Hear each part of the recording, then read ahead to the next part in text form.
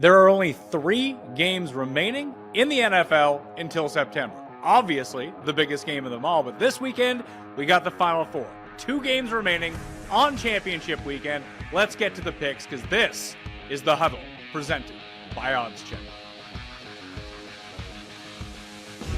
I'm Pat Mayo, joined, as always, by Ross Tucker, Pam Maldonado, and Brian Matthews to break down this aggressive 2-game slate, all coming on Sunday.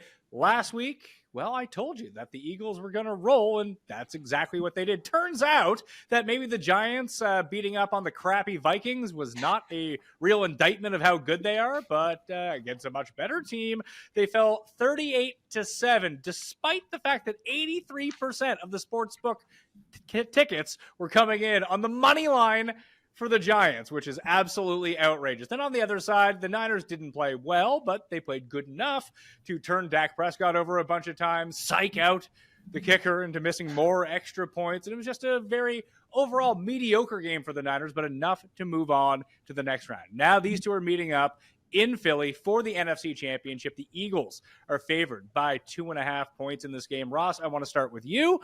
What are the key matchups you're looking for in this one? And with the way that the Niners played against Dallas last week, isn't Philly just sort of like the advanced version of Dallas? Couple things. First of all, the Eagles are loaded, right? I mean, there's no question. Despite what Pam has said all season, there's no question that the Eagles roster, they're loaded. I do think, though, sometimes we fall into the trap, and this really speaks to both games, of overrating, overstating, whatever, the week before's performance, right? You know, there's a lot of people like the Bengals right now because of what they did to the Bills. Well, remember the week before? When they kind of sort of got lucky to beat the Ravens with what happened at the goal line. Same way with everybody's loving the Eagles right now. But a week ago, people were picking the Giants, like you said, Pat, because of how they played in Minnesota and the fact that the Eagles hadn't looked great at the end of the year. So I think we have to – it's the most recent sample size, but it's also just one game. And I don't think either of those games has a whole lot to do, really anything, to do with what happens on Sunday. A lot of awesome matchups. I think the thing I'm maybe most intrigued by is Jonathan Gannon, the defensive coordinator for the Philadelphia Eagles. So I do the Eagles preseason games, so I get a chance to interview him a couple of times every year. He really is a big believer in not giving up explosive plays. What do we know about the Niners? They run the ball, and off of play action, they get explosive plays in the passing game.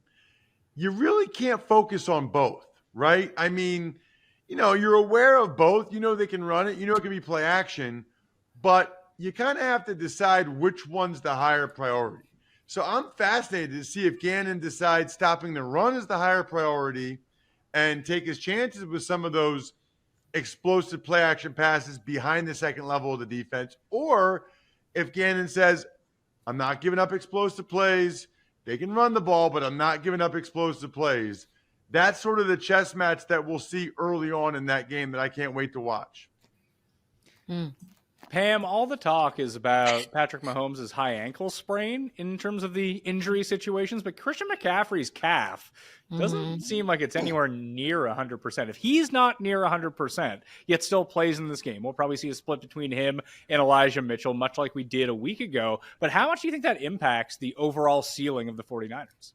That's actually the matchup that I'm most interested in, is the Niners' run game against the Eagles' rushing defense. Yes, he has a calf injury, but they still have Deebo Samuel as well, who before they picked up Christian McCaffrey was utilized in the run game.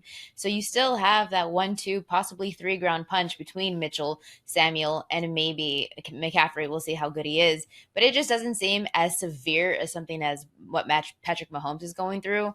But it really is such an important factor in this game, because if the 49ers can't get the ground game going, that is a lot of pressure for a rookie quarterback in Brock Purdy, who has less than 10 games to his NFL resume, on the road, playing against, yes, arguably still the best team in the NFL right now with the Eagles.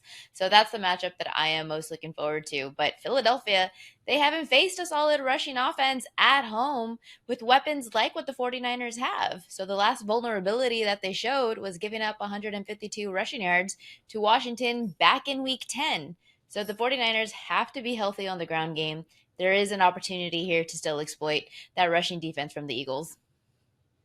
What do you make of it, Brian? Where do you think the biggest matchup that you're concerned about comes in play? I think Christian McCaffrey, because not just what he does at a running back position, what he's able to do in that play action game, what he's able to do in the screen game. And Elijah Mitchell is a very good player. He's proven it. I hope he can stay healthy. But Christian McCaffrey adds a different dimension. He allows Ayuk to free up a little more space. The combo of him and Deebo Samuel is just tough. So I look at that and I think that's going to have a big effect. And him only coming out for, specific downs. I'm hoping he's all right. But, obviously the focus will be on Mahomes and his ankle. And I know that we talked about the Bengals O-line last week and how they were banged up and missing multiple pieces. I was actually surprised at how they did. I know the game was in the snow. I don't want to make, too much of it. But, Burrow and that Bengals team does look dangerous right now, recency bias aside. Pam, where are you going in this game? The Eagles are 2.5-point favorites at home as of right now. I don't see that moving. I would have expected an overflow of 49ers money to come in at the plus 2.5. But like Ross said, recency bias is a hell of a drug, and people aren't quite as pumped for the 49ers as they were a week ago. I've been fading the Eagles all season long, and I've been wrong. But I have to fade them once more simply because I do have a futures ticket on the 49ers prior to Brock Purdy coming into the picture. And I never switched to another option. But for me, I'm sticking with the 49ers. I'm not sure if they'll win outright, but I do like them catching +3, which is now on at least one book has the 3. I'm sure that's going to be gone real soon because it's still the San Francisco defense. The 49ers have Nick Bosa. He has to have a monster game because Jalen Hurts, they haven't really faced a solid defense all season long. They haven't faced a top 5 pass rush. I mean, he's a top 3 quarterback when throwing from a clean pocket, but he drops to 31st in the league when under pressure. This is the key matchup for me and why I am sticking with the 49ers in this spot. They should have difficulty running against the best rushing defense in the league. Hurts will have to make plays in the air. Prescott threw 2 interceptions. That wasn't a fluke. The 49ers are the 3rd best in the league at forcing interceptions, though they do have a higher percentage at home than when on road, but they need to bring some of that home pressure with them and really apply it to Jalen Hurts, and then we'll see really what this team is made of. Brian, which way are you going? I like the Eagles. It's not really the recency bias. I think when Jalen Hurts was injured, we kind of forgot what that team was all about. And I know that, everyone can say, yeah, well, they haven't played this. And Pam is digging very hard into some stats that she can find that are left to give her reason to fade the Eagles here. But look, I really like it's a complete team. Dallas Goedert is back. You've got some great receivers on the edge. You've got Devontae Smith, A.J. Brown. I think Jalen Hurts, the difference is he can make a lot of plays with his feet. And I think also, too, Dak has been throwing a ton of interceptions. So that wasn't a surprise coming into that game. You had an opportunistic defense, that has a ton of great playmakers on it. So, I like Philadelphia. I think they're a well-rounded team. I think on defense, they're solid enough, to limit the really, really big plays. And I think Philadelphia wins this one. I don't think it's going to be a blowout, though.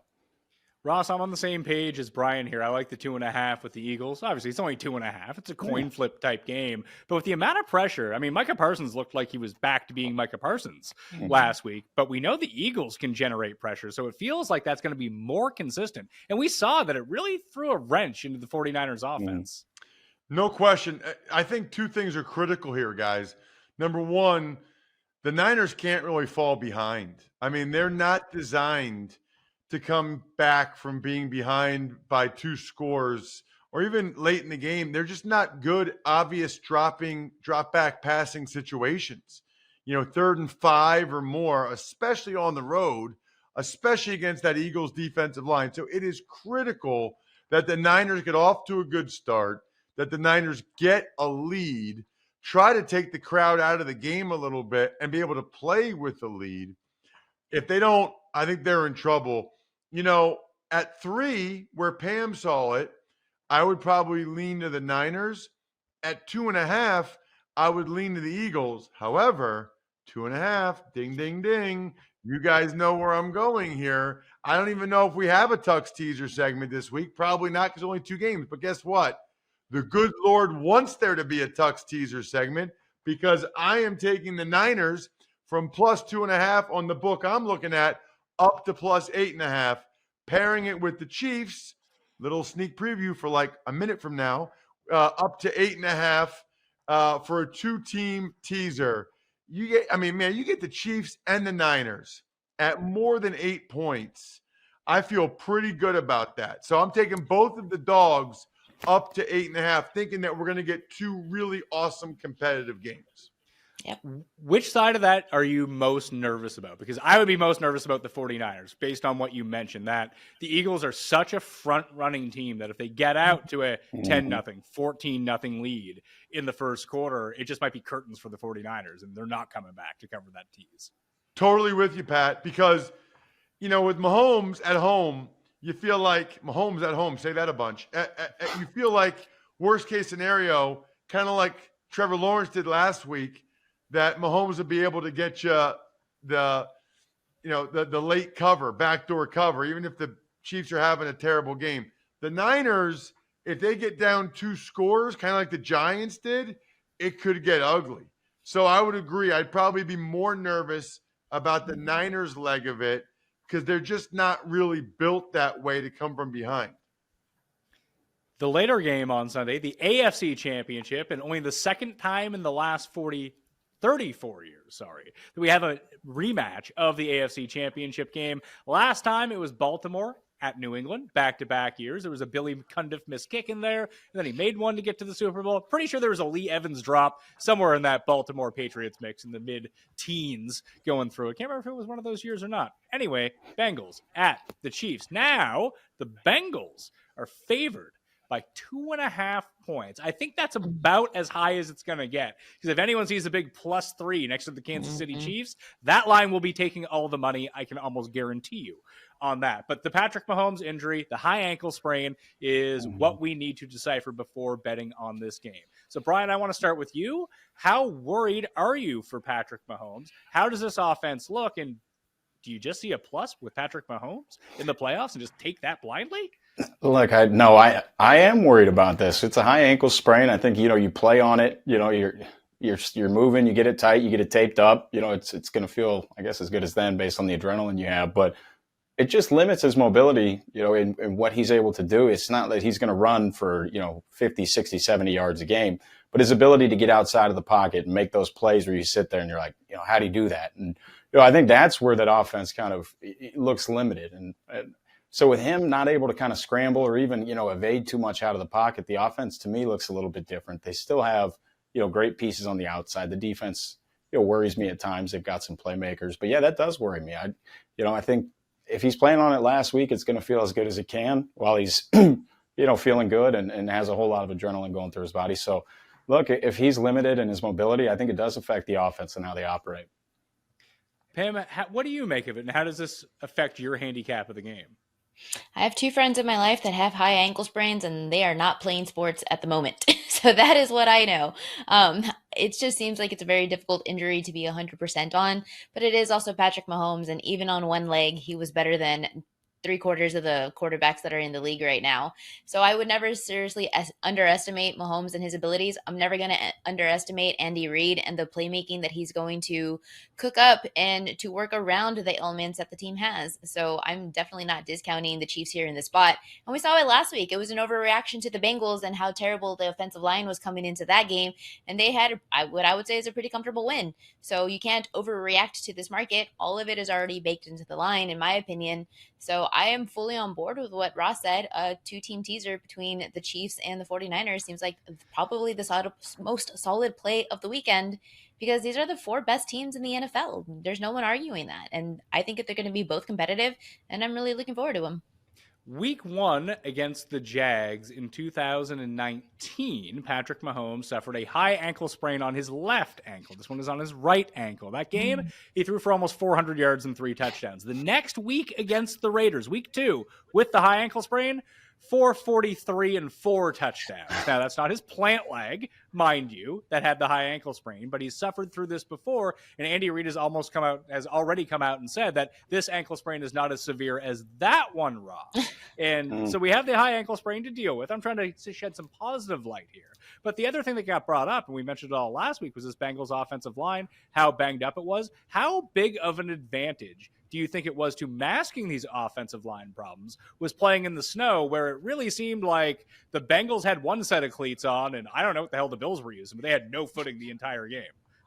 It's a great point, Pat. First of all, as an offensive lineman, the snow is your friend because the defensive lineman can't get great get-offs off the jump, off the snap count to try to get pressure on the quarterback because their footing isn't that good. And then even when they're trying to hold the point in the run game, they struggle with that to just, get the same traction they want there. So I do think, to your point, the snow helped the Bengals in Buffalo on Sunday. Probably helped as well that they were wearing like the all-white uniforms. Couldn't see them in the snow at times. It was like camouflage for those guys.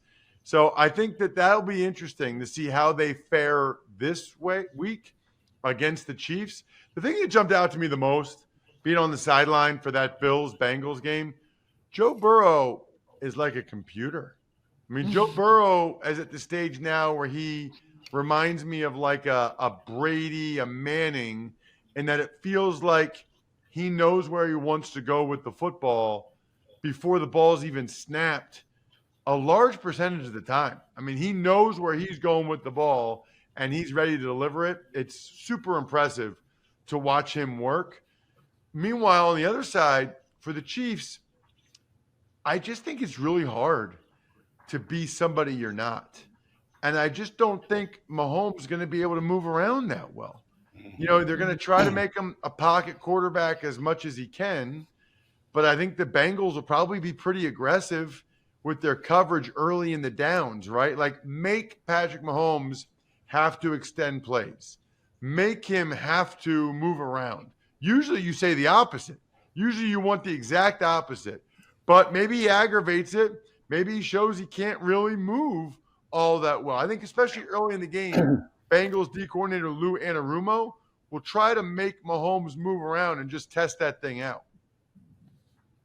So we have the -2.5 for the road team, winners of 3 straight against the Chiefs, the Cincinnati Bengals. Pam, who are you taking? I loved the Bengals when they were an underdog, but now that the line has flipped, possibly because of the Mahomes injury, it's just a very difficult. I'm not sure I'm going to have an actual ticket on this weekend. I think these are there's only 2 games, and this is the NFL, so you're going to have the lines as sharp and precise as possible, both on the spread and the total. But I have to go with the Bengals here to at least come out with a win. And you're going to hear the storyline all week that the Joe Burrow is 3-0 against the Chiefs. All 3 games were decided by exactly 3 points. Burrow has been fantastic, as Ross has mentioned. He's eliminating those sacks by having a quicker release. He has 16 sacks in his last 8 games compared to 30 sacks in his first 8. He's been solid with the ball protection, 0 interceptions in the postseason.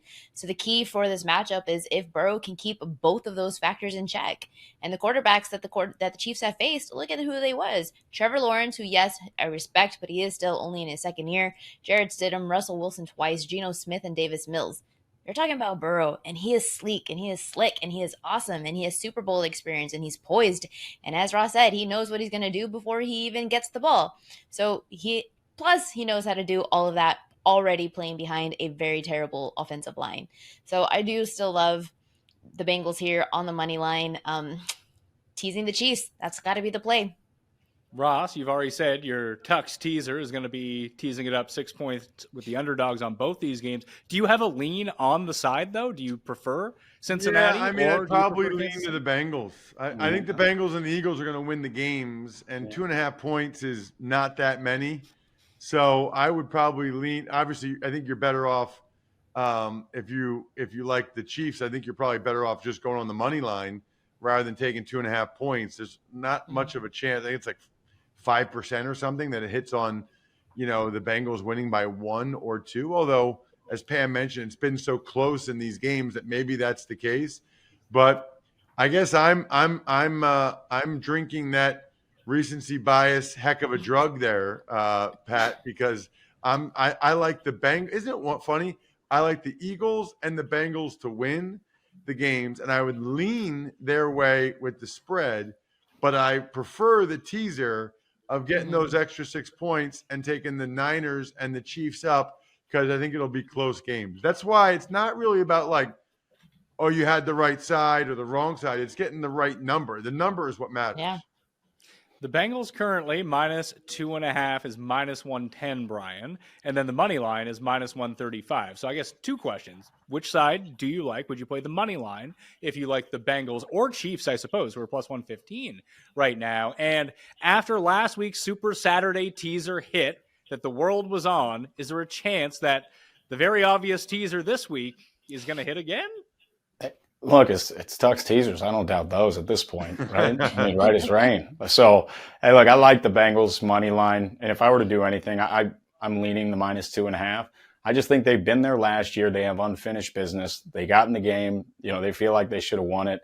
Joe Burrow looks great at this point. He's got some great weapons around him. You know, defensively, they look really good. You know, I think, you know, getting DJ Reader back in the middle after missing some time has really helped that run defense. You know, I think the Bengals do win this one. And, you know, I'm a props guy, so pardon me. Anytime I'll take it, you know, if you see it at -130 or -140, go ahead and pair it with, you know, a Jamar Chase 40-plus receiving yards. You can get you to plus money there, you know, if you like that. So, you know, that's another angle you can take. I know we don't talk about that too much, but man, to get it to plus money. Since we only had the 2 games to cover, normally this is where we would do Tuck's tease, but we already got Tuck's teaser for the week. So enjoy that. Enjoy the winnings on that one. But since we have props to talk about for the first time all season long, I think we need to talk to Brian about how to take advantage of, I don't know, first touchdowns, anytime touchdowns, how that could work. Brian, I actually tailed you on the weekend with your 90-1 winner. I'm glad that you picked the tight ends that actually did score. That really helped me from a very poor golf betting weekend, put it that way. But that's a big win, 90-1. It's amazing. Congratulations. You won a ton of people money. I appreciate that. No, it was funny. I was watching the game upstairs. I just got done bathing my boys. One of my kids asked me to hold him, said, you know, Daddy warmed me up. So I had the game on, you know, they had the ball, Philly did. And so my other son got out of the bath when he heard me yell because he scored and didn't dry off. We've got hardwood floors. So he came running into the room, fell. We had a good time with it, though. He was okay. But it was funny. The whole house was kind of going up in flames. So, well, that's good that you didn't have to use all your winnings on like hospital bills or exactly. Like that. It's good to hear that he's okay. So, what are we looking at this week? There's only 2 games, obviously. We got first touchdowns, anytime touchdowns. We going straight parlay. We gonna round robin these together. I'm here for it all. Hey, look, we've only got 2 games, so round robining is almost kind of eliminated here, right? So, I kind of, you know, if I'm looking at touchdown scores, I'm looking at guys that, you know, historically you kind of can't fade. And I don't know if I'm looking, you know, one of the guys that's made me a ton of money this year is Jalen Hurts. And I think, you know, San Francisco's going to dial up a lot of pressure. They're great against the run. You know, they're normally, you know, beaten through the air. So, but, you know, I think his scrambling ability and what he does inside the red zone, and the Eagles, you know, seem to be allergic to giving Miles Sanders the ball anywhere inside the 15-yard line. So, you know, I think Jalen Hurts is a good pick. Look, I love Dallas Goedert again. It's a tough matchup, but I just think underneath he's a great target. A.J. Brown was in consideration because he was pouting on the sideline, and a lot of times you like to go feed those guys and get them happy early. But if I were to go first touchdown scores this week, you know, and you kind of want to avoid the obvious guys, you know, so I don't want to pick like the 2 best odds. I would probably lean T. Higgins in the Cincy game. And then in the Philly game, I might just have to dip back into the Dallas Goedert well, because Jalen Hurts would have been my other play. But, you know, I like Goddard. You know, I think he does a great job down in the red zone. And those outside receivers should be getting some extra attention. But, you know, as far as like the non-chalk guys I like Brandon Ayuk quite a bit. You know, I think he's a guy that gets forgotten about in this offense.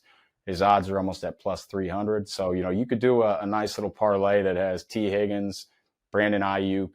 You know, if you wanted to get crazy, you know, you could add, you know, a George Kittle in there, you know, or a Kadarius Toney. And I think you get to around plus 20,000 for those 4, you know, if you're feeling adventurous. But yeah, I mean, those are some of the guys that I like.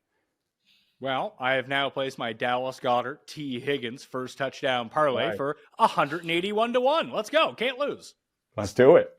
I love it. Okay, when we reconvene next week, I might have to get your address, and I can send you a check or something like that as a tip when this one ends up hitting. So the final thing we need to get to are the odds of these teams actually to make the Super Bowl. So we have 4 separate outcomes, obviously, with the 2 games. Bengals and Eagles plus 240, Bengals and Niners plus 340, Chiefs and Eagles plus 210, and Niners and Chiefs plus 310. First things first, before getting out on this, obviously there's going to be different odds at different sites. Before you just blindly bet one of these matchups that you like, you might as well just go over to the game lines and see if, let's say, for example, you like the Eagles and Chiefs, and you parlay their money lines together, which is currently plus 265, and then you take a look at what's going on. Chiefs and Eagles is plus 210 in this special prop. Sometimes you will get the better odds by simply just parlaying everything together. Keep that in mind. So, Ross, I'm going to go with you. It sounds like you like Eagles and Bengals, which would come in at plus 240. Yeah, I'm not sure I really understand these odds all that much, to be honest with you. I think Bengals Eagles is the most likely right now. Obviously, they're the 2 teams that are favored. So at plus 240, I would certainly be looking Bengals Eagles. Although it feels like the Bengals play the Niners in the Super Bowl. I mean, they've already done that twice. So at plus 340, the longest odds, Bengals Niners is interesting to me as well. But no, I'm with Pam. I think I'm with Pam. We'll see what Pam says. But I'm going Bengals Eagles plus 240. I think that's the most likely Super Bowl. Well, if you had to pick it right now, because I have the updated odds in front of me, the exact Super Bowl outcome, one team over another, I can give you the odds on those if you have a lean. Go for it. Let's see here. So do you like the Eagles to beat the Bengals in the Super Bowl as of right now? I'm not going to hold you to that. Yeah, that's probably what I would go with if I had to right now. That would pay plus 475. Wow. I like that one. I mean, they're the best team. They have the most talent. Doesn't mean they'll win the next 2 games, and they're not as playoff poised as these other teams. I mean, all these other teams won the conference championship last year. Eagles didn't even win a playoff game last year. So that we'll see if that makes a difference or not this week and potentially in the Super Bowl. Pam, what do you like as your outcome in the Super Bowl? Well, truth be told, I already do have a 12-1 tickets on exact Super Bowl matchup between the 49ers and the Bengals. So for hedging purposes, opposite of what my belief was a couple months ago purposes, Eagles-Chiefs. But I'm with Ross that Eagles-Bengals makes the most sense. So yes, I'm on board with that. I love the Niners catching the 3.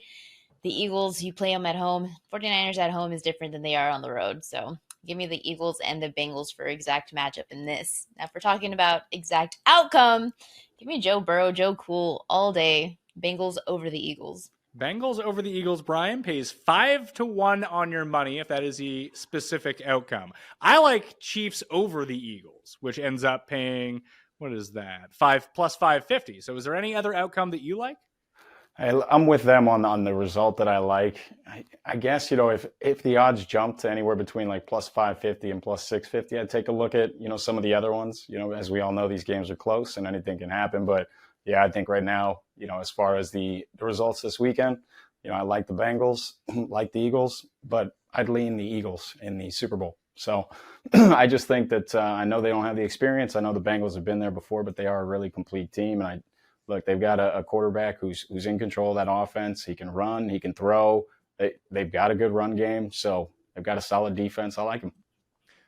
When you tune in next week, we will know the 2 participants in the Super Bowl. We'll be breaking down both the line, the total, everything surrounding the games, including the narratives. And then the week after, we are going digging big into the props for the Super Bowl in Arizona. So for Brian, Pam, and Ross, I'm Pat Mayo. We'll see you then. But before I let you go, you know the vibes at this point. We're giving away another $500 this month. And if you're watching on YouTube, you're already halfway there. To enter, all you got to do is subscribe to our YouTube page at OddsChecker-US to automatically enter. If you want to double your chances, comment on any video. Let's make this one while you're here anyway. You just might as well throw one down. There's a great show. Way to go, guys. Love that. Even if the picks lose, it's great. So go do that. And you earn a second entry. So again, subscribe to enter, comment on a video for another entry. We're making this look easier than scoring on TCU's defense, so not that hard. Don't miss out on a chance to start 2023 with an extra $500 in your pocket.